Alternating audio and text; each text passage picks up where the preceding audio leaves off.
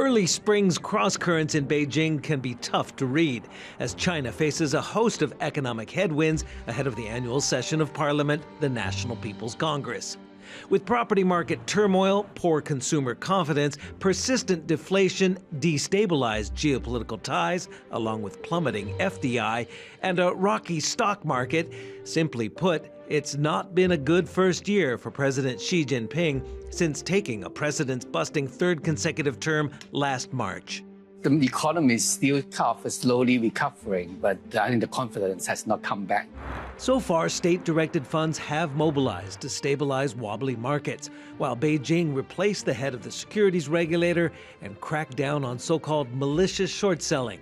Banks, too, eased a loan prime rate tied to mortgages, and consumers came back and spent mightily. During the week-long Lunar New Year holiday, the best set of Spring Festival numbers since pre-COVID. But was it all enough to turn the winter bears into spring bulls? 2023 has been an unfortunate confluence in China of deflation and de-risking. I think this year the policymakers want to go back into reflation and hopefully reform. In terms of the ability of these measures to really change the market sentiment, we're slightly more cautious because what's really needed is a change in the inflation outlook for the country and the overall sentiment in the private sector. You've got sentiment which is rock bottom, and at the same time, I think the issue is of policy credibility in the market.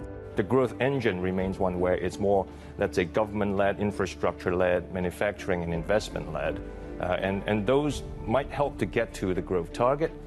But in terms of the more dynamism and the more sustainable type of growth, we think it still needs some work. So the attention now, as we're here in Beijing, turns to Premier Li Qiang's work report on day one of the National People's Congress. Instead of looking for more candies from the government, we really want to say, can we actually go back to more like what China started in its reform back in early 1980s? Is more, allow the private enterprises, entrepreneurs to the right incentive to really to do things, the freedom.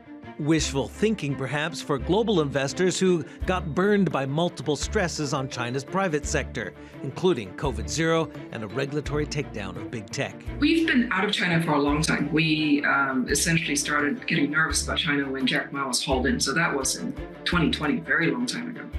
And for the past year and a half or two, we've had no exposure to China, none whatsoever. The world is watching Beijing's next policy move, perhaps at the NPC, with great interest. Stephen Engle, Bloomberg News, Beijing.